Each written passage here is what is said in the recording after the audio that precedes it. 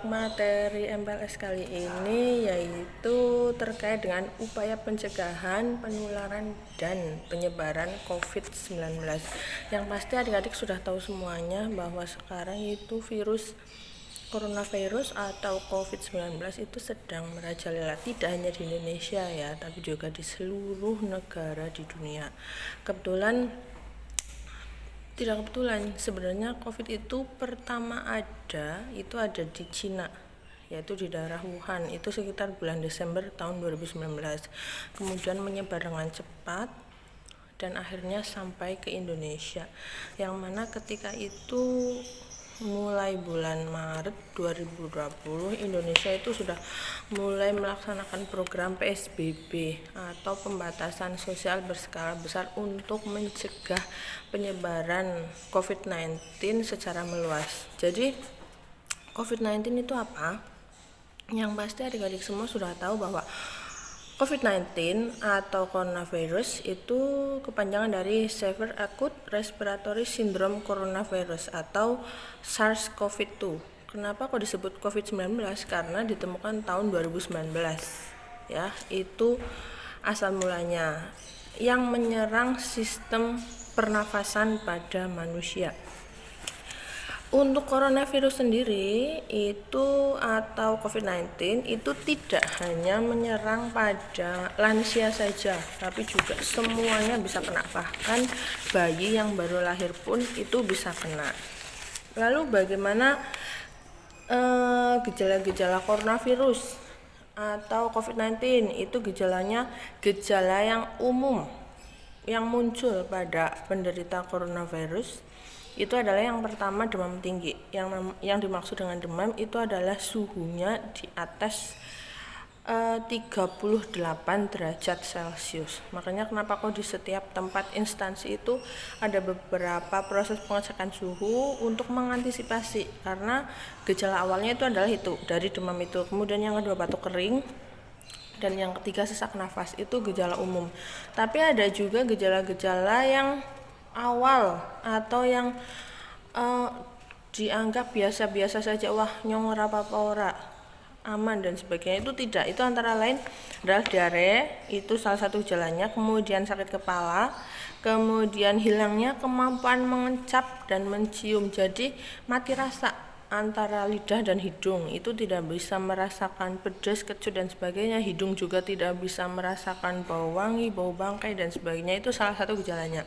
Juga ruam pada kulit atau yang kita kenal dengan biduan, merah dan sebagainya. Itu adalah gejala umum yang ada pada coronavirus. Secara umum untuk COVID-19 ini itu adalah menyerang, yang paling banyak itu adalah menyerang golongan lansia. Kenapa?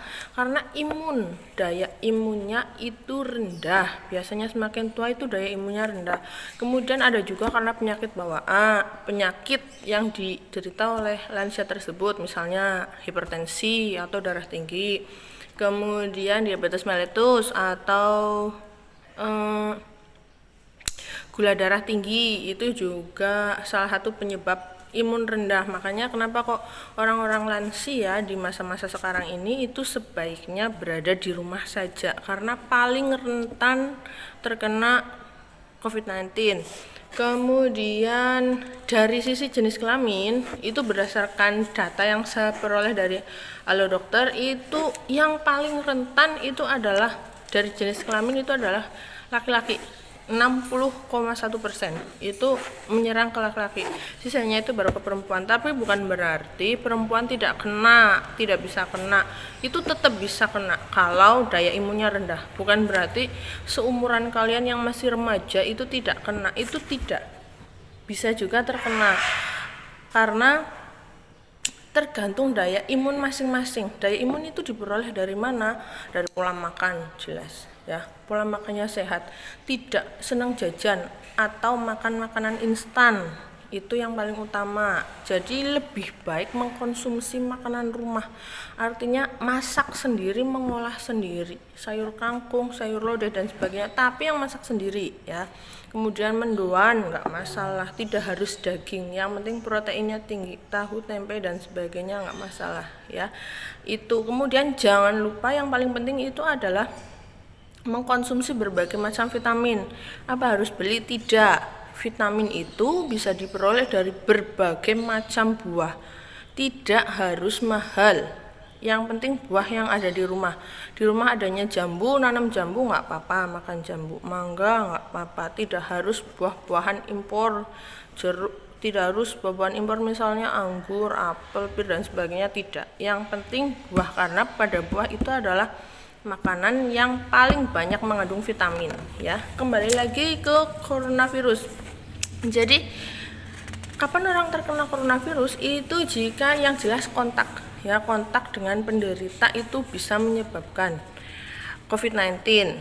Jadi kenapa kok di Indonesia itu dilakukan PSBB, pembatasan sosial berskala besar? Soalnya untuk mengantisipasi, meminimalisir orang-orang berinteraksi, ketemu satu dengan lain, nanti kemudian jadi berinteraksi dekat, nanti terkena virus. Itu mengantisipasi seperti itu, meminimalisir, karena tahu sendiri penduduk Indonesia itu 260 juta jiwa.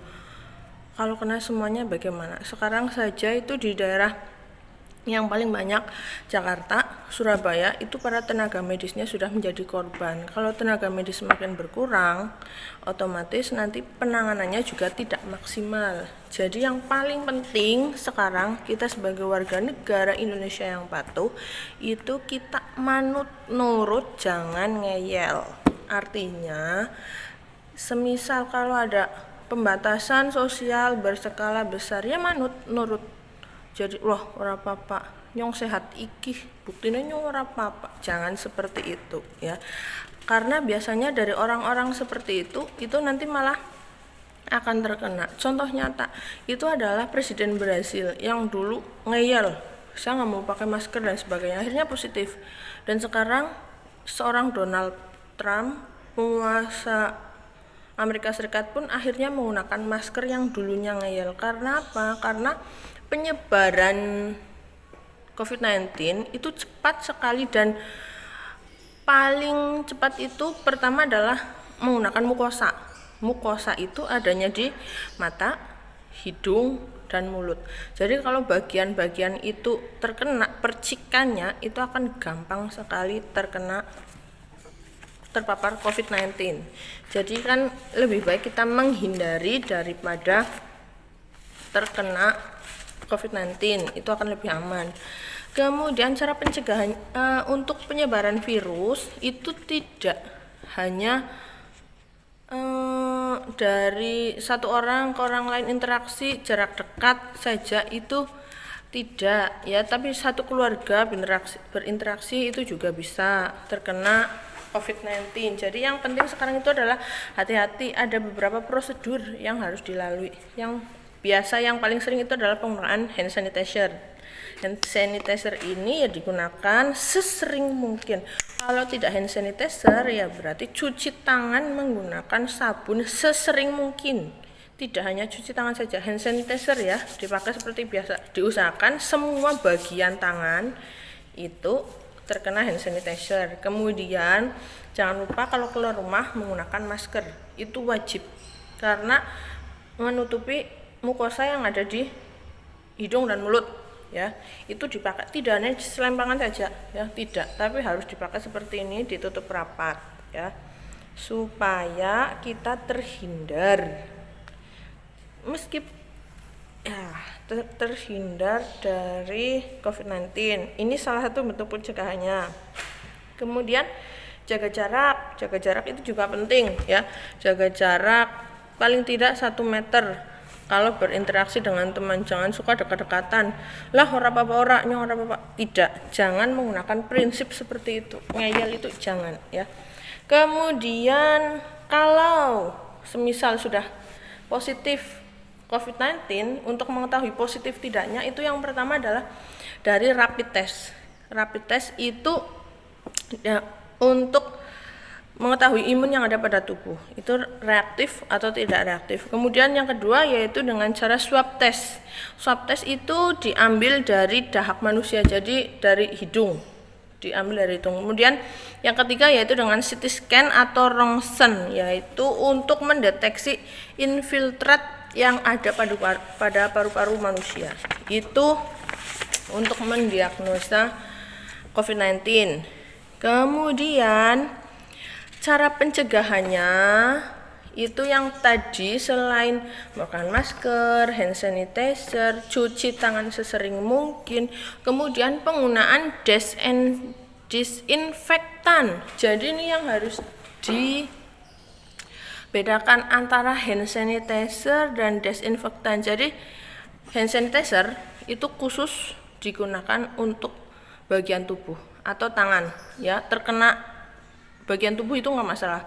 Tapi kalau desinfektan itu adalah digunakan pada benda-benda mati, bukan pada bagian tubuh. Jadi kalau semisal mau keluar masuk suatu ruangan, disemprot dulu. Tapi kalau mengenai bagian tubuh itu keliru.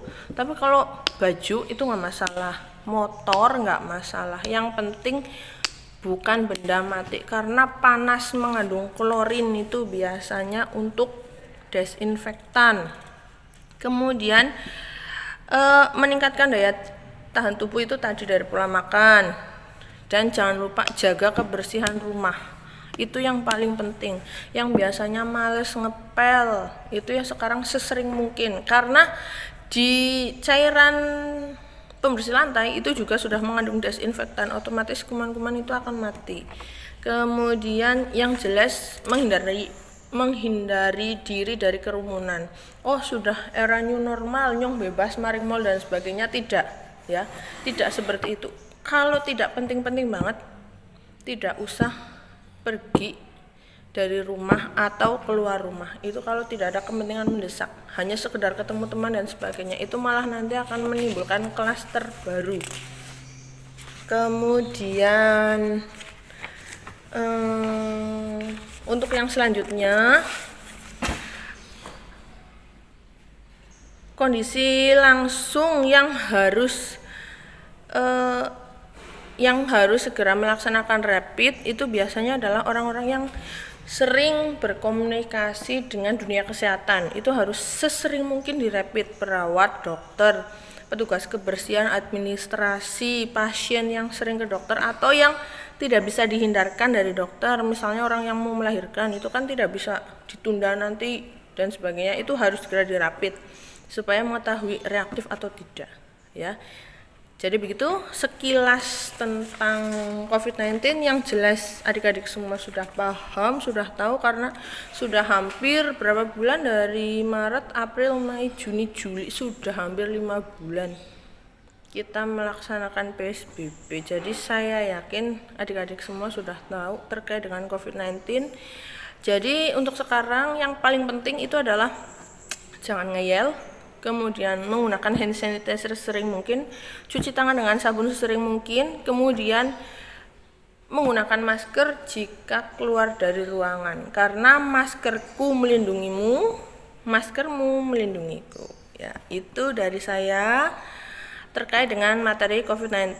Nah, sekarang tugas dari adik-adik semua, silahkan membuat video tentang pencegahan, penularan, dan penyebaran COVID-19.